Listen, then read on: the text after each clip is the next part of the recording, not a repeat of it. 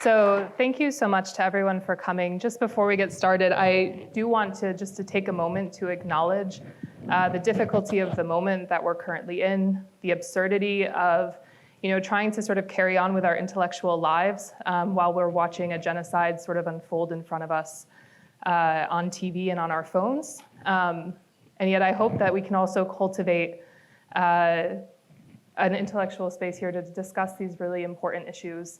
And I'm really thrilled to be here with my colleague, Dr. Maryam Alsada, who is a Postdoctoral Fellow in the Humanities and Social Sciences at Georgetown University in Qatar.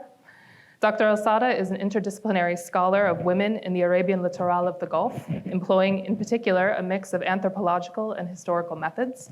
She completed her PhD in anthropology at University College London in spring 2023, where she also received a master's in public policy. She is also a GUQ alum, holding the BSFS degree, as well as a certificate in American Studies. Her talk tonight is called Conceptualizing Womanhood in the Arabian Littoral of the Gulf. Dr. Alsada will speak for approximately 15 minutes on her work, and then she and I will have a brief discussion before opening it up to the audience. And with that, I will hand it over to you, Dr. Alsada. The floor is yours. Thank you very much.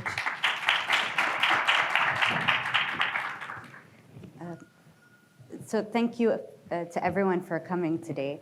I was invited by CIRS to speak here a couple of months ago. So I've drafted something to say, but in light of the recent escalation in the humanitarian crisis in Palestine, I've really thought about what I had to say today and how to contextualize it within current events. I teach a class at Georgetown, History 1099, which aims to introduce students to historical thinking and historical methods. And they often ask me, what's the point? What's the point of documenting history, and what's the point of studying history?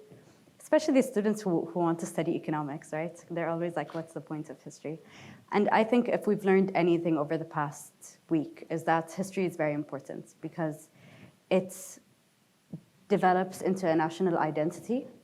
And as we're seeing that a history is being used to rationalize, disinformation in history is being used to rationalize the genocide. And it's our responsibility to document our history, because if we don't, somebody else will, and we might not like what they have to say about it. So this is something that is currently motivating me in my study of history.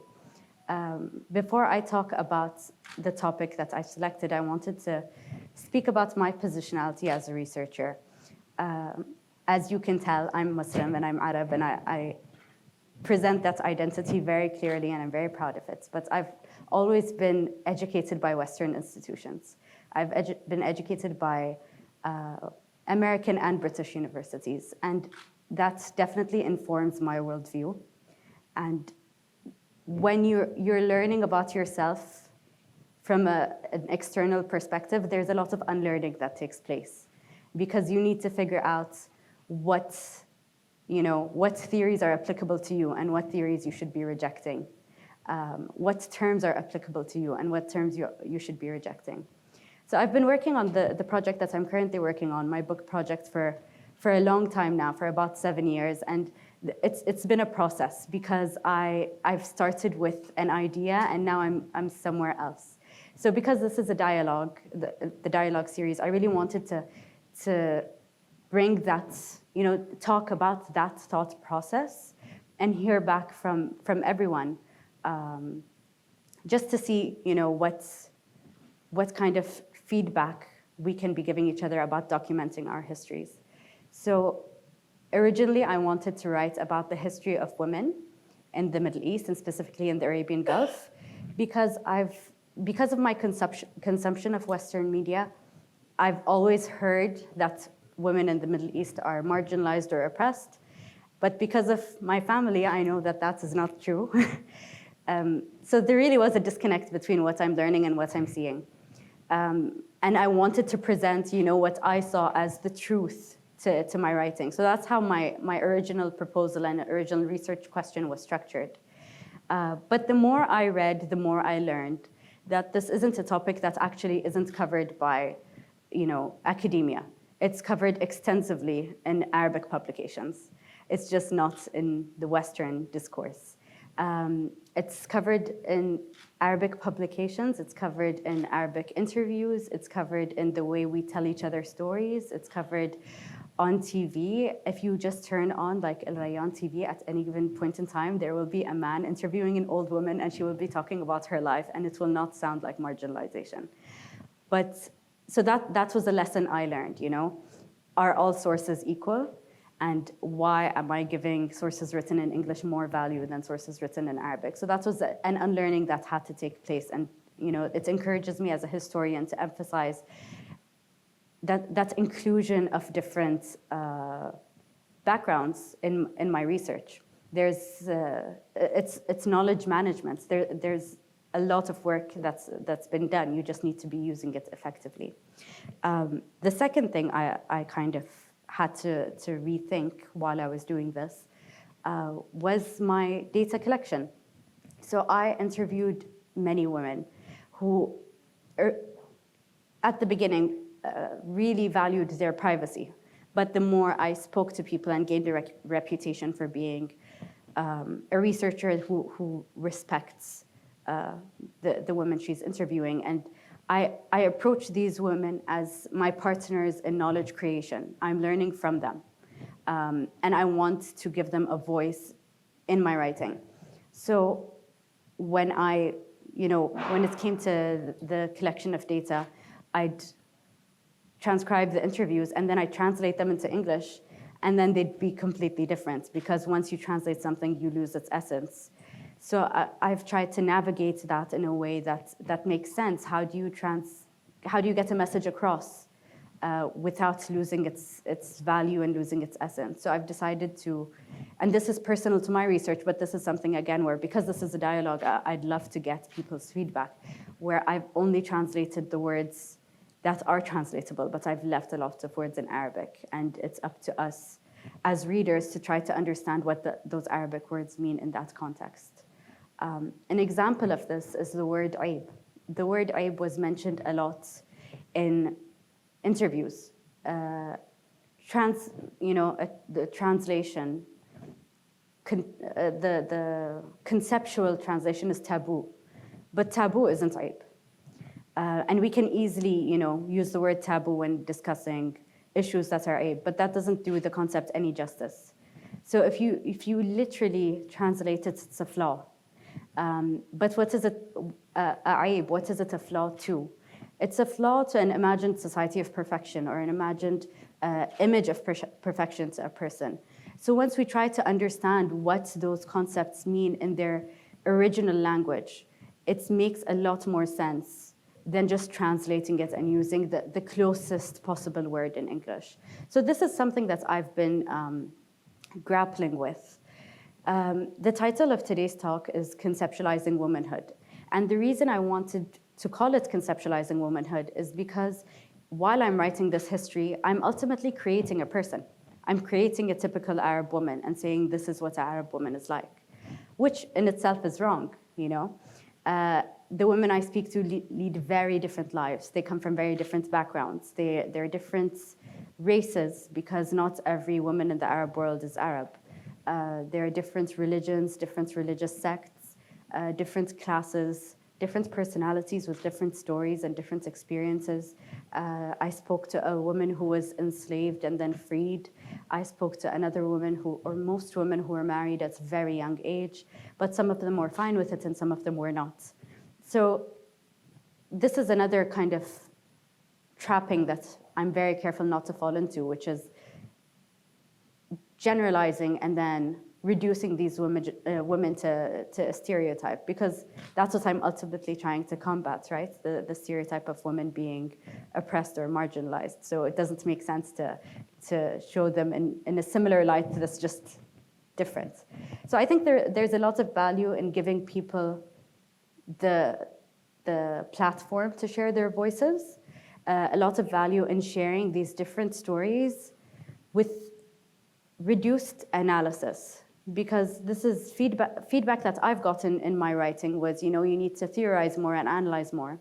But when I analyze using Western discourse, the story changes again. Each time I apply a lens, the story that I'm trying to share is removed. I'm removing the language, and then I'm removing the concepts. By the end of it, the women are starting to sound like they're oppressed and marginalized, but they really weren't at the beginning.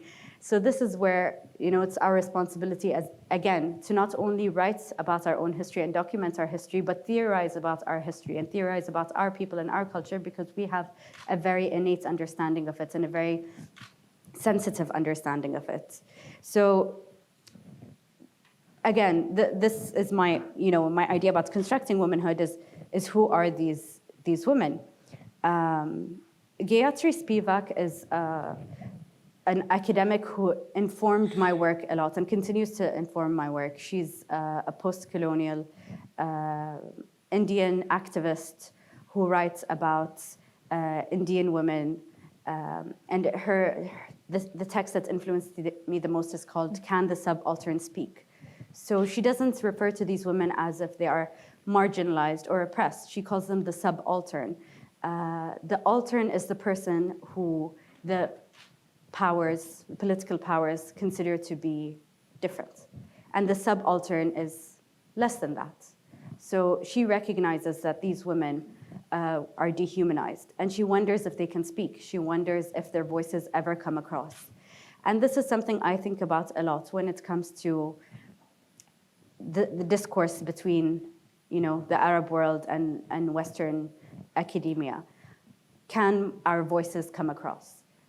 Or are they repeatedly sort of shifted because of just the framework of academia and the structures that are put in place? And by the time our stories are across, they're completely different.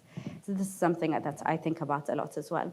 What I've noticed in my interviews that the four compelling,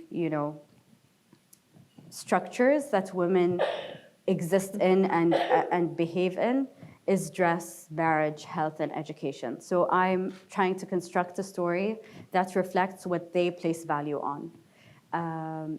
So to go back to the original question of documenting women's histories, what were they doing? They were creating clothing and selling that clothing. They were creating structures of medicine, of folk medicine, and they were also grappling with the influx of Western medicine that came to the Gulf. They were educating, and that education started as religious education, but they also had grassroots movements for the creation of schools. And lastly, they also, when it came to marriage, they were married at a very young age, but they created the infrastructure for those marriages, and they also created the infrastructure for the celebrations and the weddings. So when you look at all of these different ways where women behaved and operated and moved within society, you can recognize that they weren't marginalized and they weren't oppressed, and they were there and they had voices and they had stories. It's just our job to write them down. Well, thank you so much. And I think there's a lot there that we can dig into. So I think I'll start first with some broader theoretical questions, and I'm sure we'll get into some details as we continue. So you talked a little bit about moving from working in a primarily English language scholarly literature to engaging more with Arabic language literature. Can you tell me more about how you went about developing that theoretical framework that you've developed for your work as you went through that process? So this again goes back to kind of decolonizing academia, right?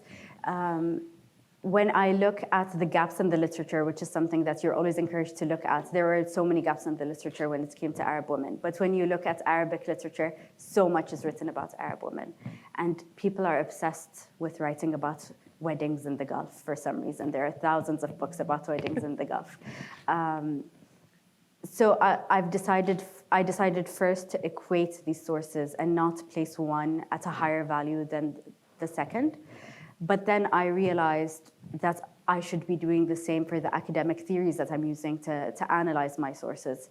And at the end of the day, there aren't any theoretical frameworks that have been developed for the Arabian Gulf.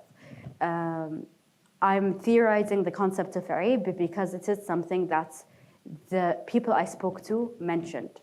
It's something I don't want to enforce a viewpoint, I want to extract one, and that's what I've noticed people have mentioned when discussing the reasons why. And the thing is, there's a lot of elasticity to Arab. Some things are Arab in a certain point, and then they're not at another point. So at some points, for some women, it would be Arab to go to the marketplace, but other women have stalls and they sell in the marketplace. So women would use the word Arab to justify why they've behaved in a certain way or haven't behaved in a certain way, but what that word actually means isn't clear, and how it changes isn't clear. So that's why it's important to create a theory, for me, about this, but then for other researchers about other components of the culture of the Gulf. I mean, it's not like we can reduce the culture to the specific word, but this is my attempt at starting the development of theories related to the Gulf. So that's my process for theorization. No, it's one of the things I find really compelling about your work, right? Is this Yeah. working from the frameworks and the language that people are giving you in the sources, particularly people who have been marginalized, and then working your way back up to develop the theory from the ground up. Yeah. But I think both in terms of, you were speaking of your own positionality, thinking about sort of this duality that the women you're writing about and working with have to live with, where they're sort of simultaneously living as two people. Yeah. Between sort of the Western world's perception of them and their own perception of themselves. Like, how do you navigate that as a writer? So this is something that I find very interesting, and it's something that I've thought about a lot in my process, where I will write about these women. And I mentioned Beatrice Spivak, but what I didn't mention is she coined the term, which is the native informant. And sometimes I wonder if I'm the native informant, because I'm coming up to these Western institutions and being like, this is my culture, look at it, and let me explain to you why we do the things we do. But what I've come to realize is if I don't do that, somebody else will. And I'd rather do that than give that responsibility or leave that responsibility to somebody else.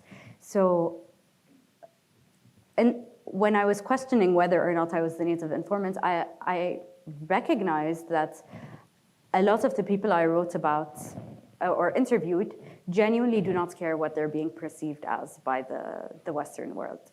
I mean, if the Arab people in the audience can think of their grandmothers and great-grandmothers, they do not care if they're being written about or published. They do not care if this publication is being presented at Georgetown. It is not important to them because it's not a part of their lives. It won't influence their happiness. It's not a part of their value system. So, there is this conversation about these women being marginalized from Western academia, but these women are also marginalizing Western academia because it's not part of their identity or their culture at all. So I think I'm not the only one, because Georgetown exists in Qatar and these Western universities exist and students go there or the universities come here. But I'm one of many people who has kind of a unique place in the world where we're between these two entities, right? So today in my class, we watched an interview with Edward Said, and he says, I speak to the West from the East and I speak to the East from the West. And at that time, I'm sure there were a number of people who did that, but now there are so many more. So it's also a good opportunity for a discourse and for kind of like a communication about cultures. Well, so I actually was thinking of another essay from Edward Said when you said that, where he talks about the role of these sort of imperial-minded researchers coming and writing about the Middle East, but then sort of trying to turn that back on its head and say, well, what does an Arab perspective have to contribute to the study of America? So he's talking about the United States and the Arab world. But I am curious to think about, like, what would you hope that researchers working in other areas could potentially take from your work? I know, like, we were having a conversation earlier, which I'm not going to try and replicate, about this sort of resonances between these women and the people I study who tend to be, white working class men in the United States. Yeah. So I think it goes down to accepting or being ready to theorize your own culture, right? So every person, there needs to be a deconstruction of academia. So as a student, you're being educated on the history of different countries and the history of different societies, and you're, studying all of these. I'm speaking about students of international politics and history and social sciences, but I'm sure this is applicable to different fields. But the assigned readings might not be relevant anymore, and as academics, it's our responsibility to sort of be more inclusive in what we teach. But also as researchers, it's our responsibility to theorize what we can theorize and what's related to our area, and bring a voice to those communities that aren't really being, a light isn't shed on them in academia. So I think there are several ways where different researchers who aren't studying the women of the Gulf can kind of use the same methodology to get to a different result. So I did want to come back because you said something really was interesting earlier, and I was writing my notes down furiously, so I'll see if I can read them very well. But you were talking about sort of the 4 areas through which women are narrating their lives. So medicine, clothing, school and education, and marriage. And then you sort of contrasted that to the sort of academic obsession with marriage, which sort of strips away these other really important parts of women's lives. And it made me wonder, like, if we, instead of, it's difficult to do because you're sort of entering into this academic space where you're having to write against the, marginalization and dehumanization of these women. But like, if we could imagine a sort of form of scholarship which started from them, and it wasn't that you had to write against their marginalization, but you could just start from their personhood and work out. How would our narrative about the Gulf look? Honestly, my work on marriage is what really motivated me to the idea of decolonizing, the theories that are being used to analyze my culture. Because when I read accounts or listened to accounts of marriage in my culture, but then applied Western analyses to it, this is when women sounded extremely marginalized, because you have, theories of gift exchange and the exchange of women to form homosocial bonds. That immediately sounds like marriage in the Middle East, where a mahar is given and a woman is married. But if you speak to these women and you speak to their family members, but the women themselves, they do not recognize that experience in that way. They do not attribute the same value that French sociologists attribute to their marriage. Another aspect to look at, which is really interesting when it comes to marriage, is most brides were girls, if you are going to, use the English language. But if you speak to them, they're referring to them as women. They're not, in Arabic, they're not referring to them as girls anymore.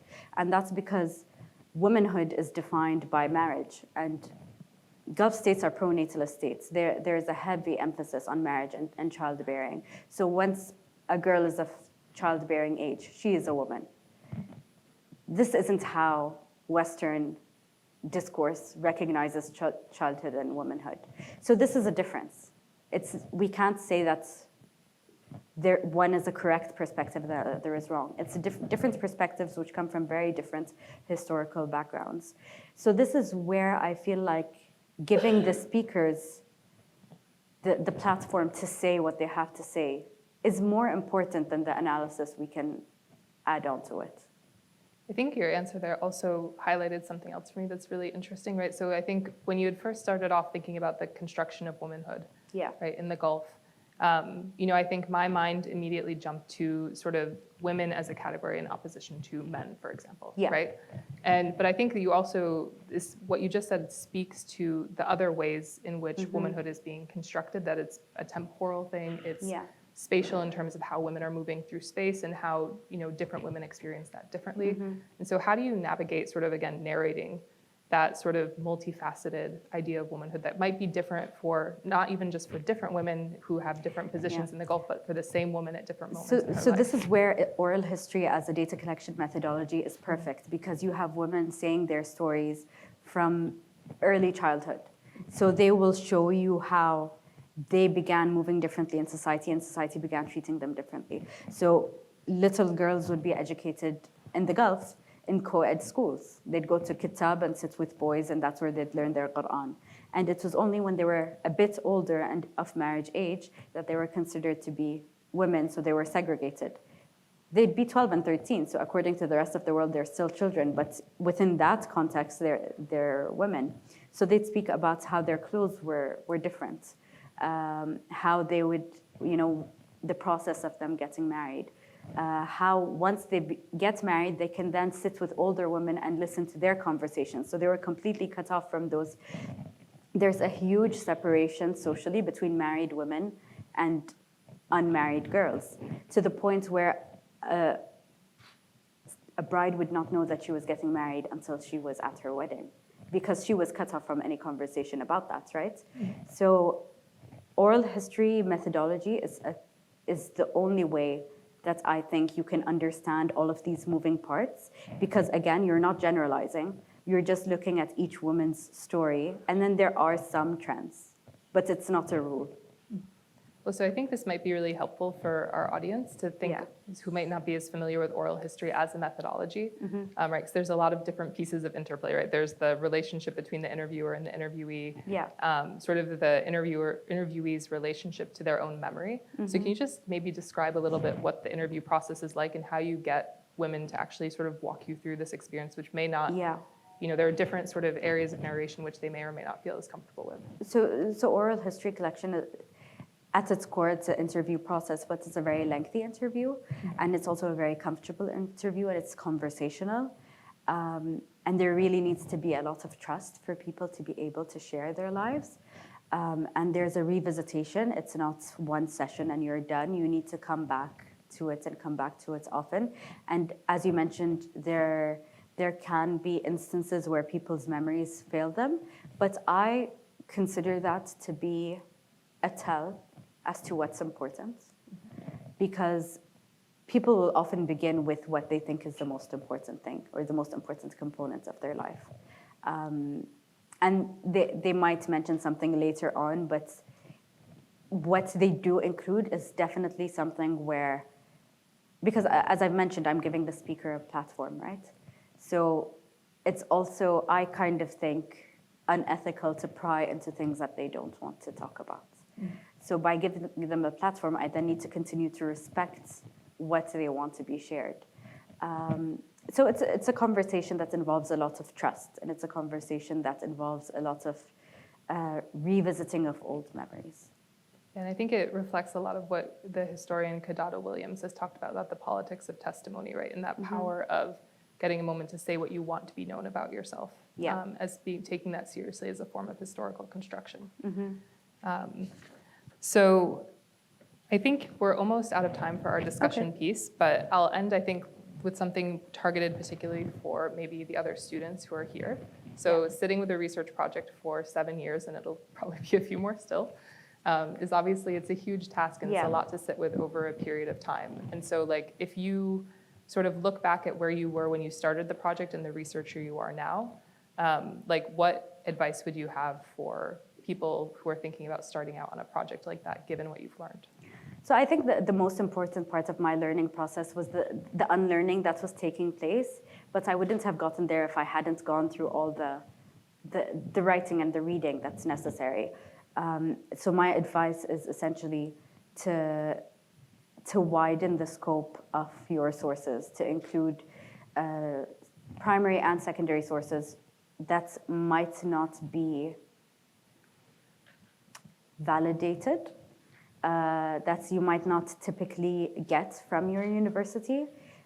Include people, because all our sources are written by people and not all people write. So include people, include conversations, and just broaden your scope, and that's when the learning and unlearning, I feel, takes place. Well, please join me in thanking Dr. Alsada for a really fascinating conversation. And I'm so glad that we have now about 30 minutes, I believe, for questions and answers. So I will try and moderate as best I can from up here, but please raise your hand and then we'll be able to share the mic that Maryam has walking around. John, go ahead. Thank you so much for the talk, Dr. Alsada. I wanted to ask, throughout your research of Arabian women, did you notice that there was any differences with how women from upper classes and women from lower classes reacted, for example, to segregation and other issues pertaining to gender in the Gulf? So this is where I mentioned that, I tried to theorize or conceptualize the idea of aib as a policing, as something that people use to police other people's behavior. But there definitely was a disparity when it came to different classes. So women of higher social classes, women who came from backgrounds that were wealthy enough where they didn't need to leave their homes. It was considered aib for them to leave and move into the public sphere. But women who came from backgrounds where they had to, leave to sell their products to make a living, had to leave. One of my interviewers, when I asked him if women ever went fishing, they said just the women who didn't have husbands. So there is this idea of if you can get your resources at home, it was aib for you to leave. But women who needed those resources, it became socially acceptable and completely fine for them to leave. So this is the elasticity of the word aib. It changes based on who you're looking at and who you're talking to. And at different points in their lives. So when they were younger girls from higher classes, it was fine for them to leave. But as they became older and got married, it became more constrained. So that's also, within the same person's life, it changes.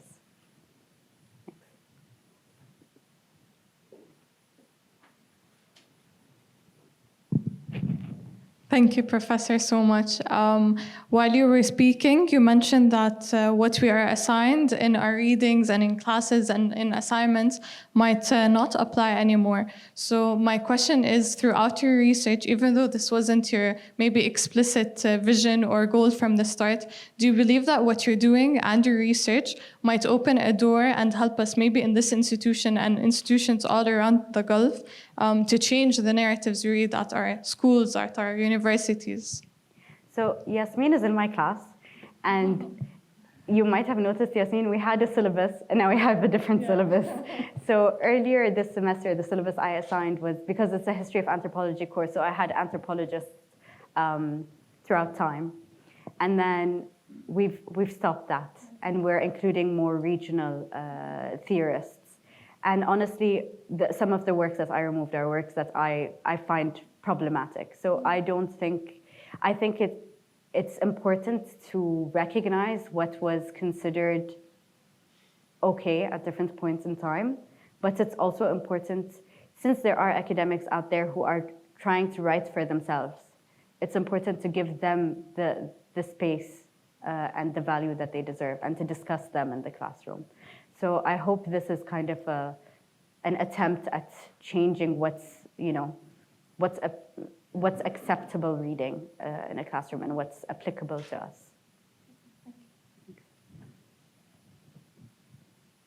Other questions?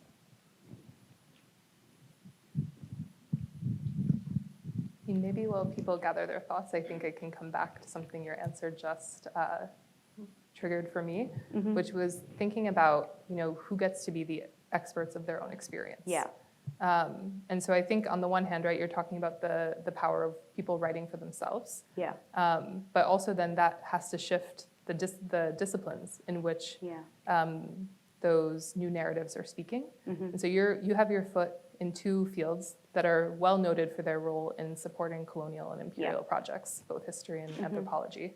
And so how do you sort of see yourself navigating the power that those disciplinary tools have to work against the structures that the structures of knowledge that they have been built on, but also that you do have to sort of live with that legacy. To train students in anthropology, right, requires sort of grappling with that legacy of. Yeah, so I think this is something that's very conflicting, but it's something that we talk about openly in the classroom all the time.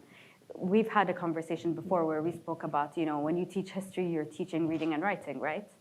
But again, that also limits history to only people who read and write. And there are so many people out there with stories to share and with experiences that they're not they don't write them for publication. They might talk about them in a, in an informal setting. They might be interviewed by someone, but by constraining our sources only to people who have read and written and have published, we're getting a very limited scope.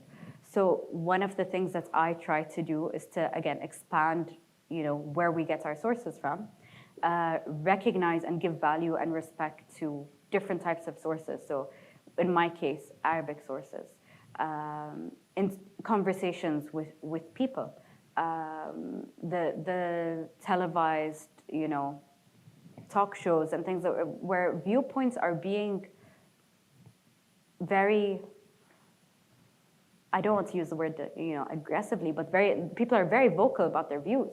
They're just not publishing it in a journal. So that doesn't mean that it's not worthy of studying. So this is one way of grappling with this, is changing the methodology of data collection. I feel like I often need, my students and I often talk about this, about how, because we're doing history of anthropology, there's so much of a colonial mindset in what we're reading. But it's something we need to recognize, because look at what's happening in Palestine today. There is a direct, connection between what we're studying and what's happening on the ground.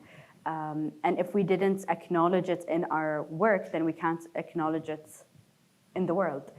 So it's definitely a conversation. It's something that we're consistently and explicitly mentioning. Mm-hmm. So we still have some time for additional questions. Please, in the green shirt.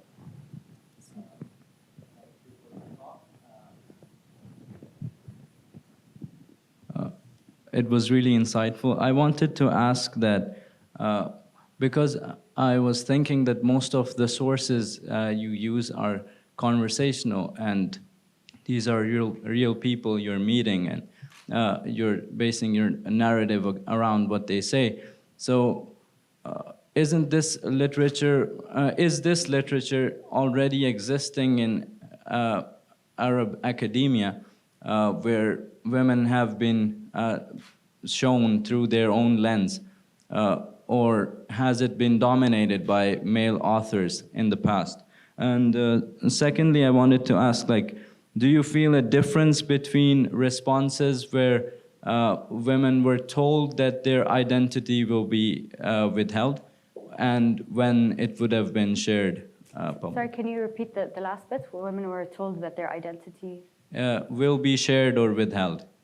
Okay, so to get to your first question, there are a lot of authors who are men, who are historians and write about the Gulf, but there are a lot that are women, so I don't feel like there is a domination by male voices.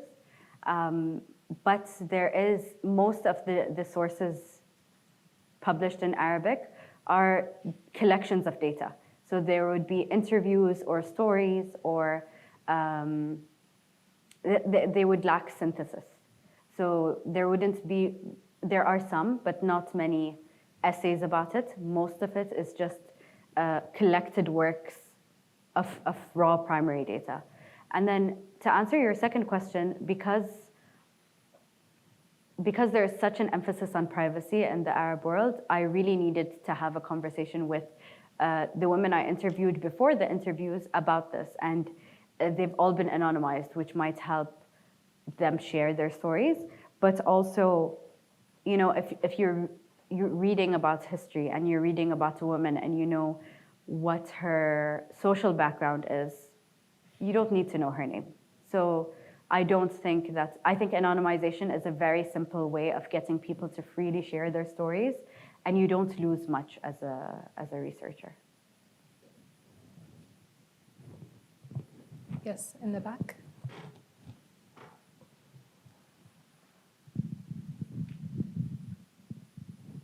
Thank you so much, Professor. So I just had two questions. So you have talked about how in the West, people generally have a wrong or false idea about women here, thinking that they are oppressed when they aren't. And I was just wondering, why do they think this way? And why do they not try to understand, why did they not understand the truth? And the second question is, you have done an amazing work in trying to change this idea. And I was just wondering, how do you measure the impact and where was your work like shared in the Western world? And thank you again.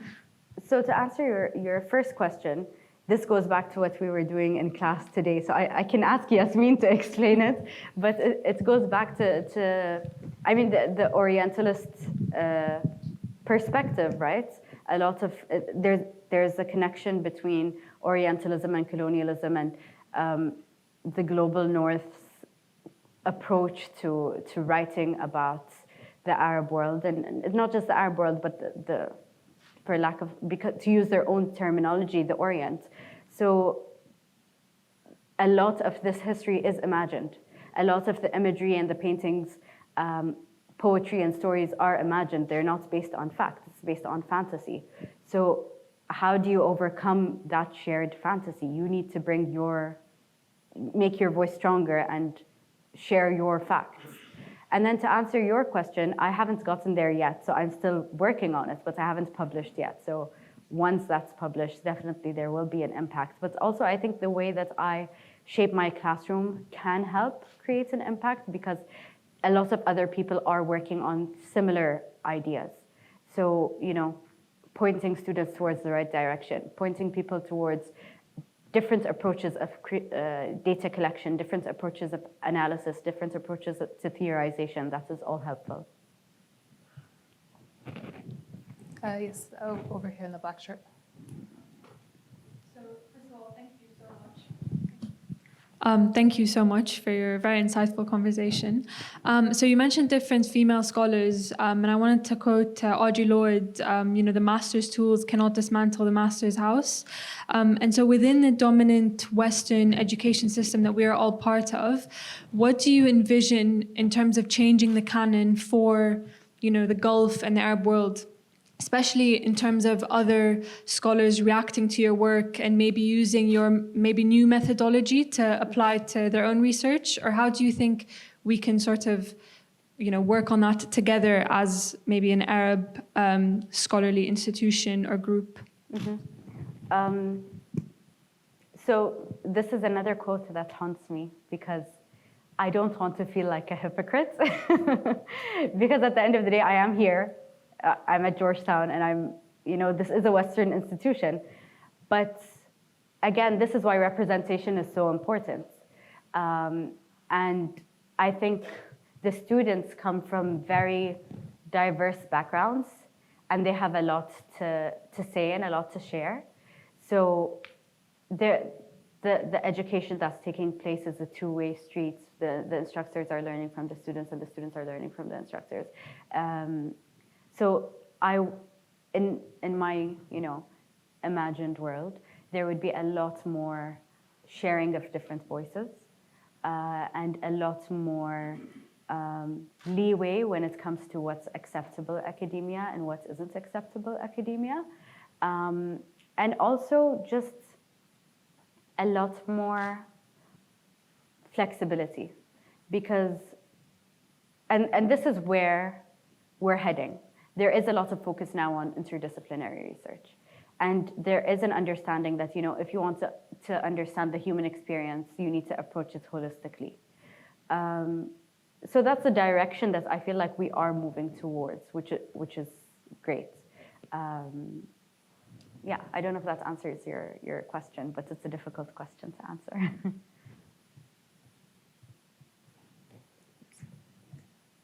Yes, please. Yes, no, down in the front, yes. Hi. So one question I have is regarding, as you said, most people, I'd say, read, very little write, and you emphasize on the counts of people being vocal and recording that history, as you said earlier, like Rayan TV, at any given time, you'd probably see a woman being interviewed. So that got me thinking that is there a threat of the extinction of those sources? You know, like first-hand accounts lessen, then you get into second-hand accounts and third-hand accounts, and the story kind of spirals and fiction comes in. Do you think there's enough media coverage, indirect, to cover that area? Or is it something that if you really look, you'll just find and we're kind of okay? So I think this is Trish's nightmare. We've had this conversation where she worries that we're heading towards the dark ages because a lot of the media that we have now might not be formatable. Like the format we're using to consume that media might not exist in the future. But you are right, there is this threat of a loss of information. I've interviewed many women for my data, and 3 of them have passed away. So there's always, as much as there are opportunities to collect data, the opportunities also are being reduced with time. Do you have something to add about this? It brings to mind, though, some of Sadiya Hartman's work on sort of what is lost in certain archives. And of course, she's writing specifically about archives of violence. But I think, one of the things I see your work doing, right, is actually creating an archive that can persist past the lives of the women who hold those stories. And I think, but it speaks to a challenge, I think, that you've brought up before, right, about so much of the women's you interview stories, right, is bound up in the way that they tell it, is bound up in sort of the life story itself, and that even just in recording it, transcribing it, translating it, without even worrying about will the paper survive. So the National Museum of Qatar does an excellent job of this because they have a looping video where women and men are just talking about their lives in Arabic. And you have a face and you have a sound and you have a story. And you can read the caption if you don't know Arabic. So there is that element of assistance, but it's not filtered, which is great. Yeah. We still have time for probably a couple more questions. So first we'll go in the back here and then you a second chance.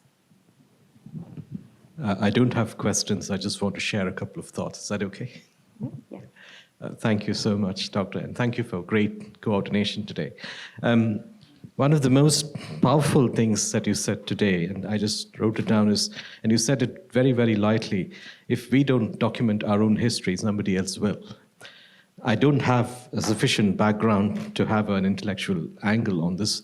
If I may go on a little bit of a tangent, I just wish school teachers, especially the ones who are in power, like school board members, education ministers, etc., I wish more of them were there in this room today.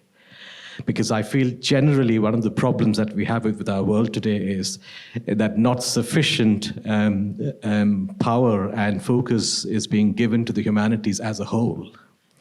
I was reading a report by either World Bank or World Economic Forum just yesterday that said that in the last 20 years, as an astonishing 78% of educational scholarships all over the world have been given to students for studying subjects related to STEM or business and finance. Everything else is in the remaining whatever percent. I just wish those guys were here today to listen to you and to understand what a powerful thing and an important thing history is. The other thing was about the struggles, the perils of translation that you said. I've gone through that myself. I come from publishing, and I just wanted to share an anecdote, if that's okay again. Many, many years ago, a wise old editor who had like 2 years to retire, and I was a very, very junior member in the editorial. We were struggling with translation back home in India. And she said, look, at some point you have to understand that you can only transmute or transcreate. At some points, you have to understand you cannot translate. So if you keep saying, I can't get the essence, I can't get the essence, it's okay, leave the essence behind, as long as you can get the sense into the other language. So I think even if you've got something from one language to another, even if you haven't got exactly what it means in the initial language, that's still a great achievement. Yeah. Thank you very much. Did that make sense? Yes, it did. Thank you very much. I mean, I think, what that brings to mind for me is, I'm trained as a scholar of the Americas, and I remember reading your article on Aib for the first time. And so I think in the one sense, right, there's the inability to directly translate the word. Yeah. And yet your scholarship was able to deeply communicate what it was, that it did feel legible. And so I was wondering if you sort of want to talk a little bit about the process of that and sort of when literal translation is impossible.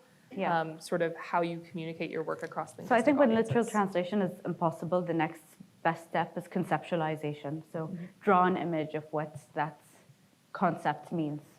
And it's not just about the word oib, but it's about a lot of different things that came up that I couldn't translate, so where people would just, speak about going to the clothes they wear, where there isn't a translation for these words, the different things that they sell at the marketplace, the different food items they consume. All of these things are core to our culture, and there aren't any translations. So we need to draw an image. And again, I am an academic, but this is where I appreciate literature, and I appreciate poetry, and I appreciate art, because that gets the message across much faster than, I think, than an article, like a scholarly piece of work. I was going to say writing something that can Yeah. do that is a different story. Yeah. In terms of how easy it is. Yes, you had another question in the back. Thank you for the opportunity of giving me a second question. And so I wanted to ask that I feel like the data set is centered on mostly the older generation, but if the younger and middle-aged generations are included, then do you feel that there is a shifting or transience in the conception of womanhood over the course of the last few years? Because I think that in this century, there have been many sociological changes that have impacted society. So my focus is on the pearling era and the transition to an oil economy. And the reason I chose that focus was because when men left the Gulf to go pearling, society was run by women. So this would be 4 months where almost every man is gone. So the women were providing healthcare, the women were teaching, the women were managing finances, they were raising the children, they were doing literally everything. So that's why I thought you get the biggest disconnect with the idea of women being marginalized. I then expanded that to the transition to an oil economy, because there aren't enough women who are alive from that time. So the more people I interviewed, because they're still, the older generation, but they came from a time which is slightly after that. So they will tell me inherited stories that they have about the pearling era, and they'll tell me stories that they've lived through the transition to an oil economy. I haven't spoken to women past that point, but I'm certain, like you said, that there's a different understanding of womanhood, and women play different roles.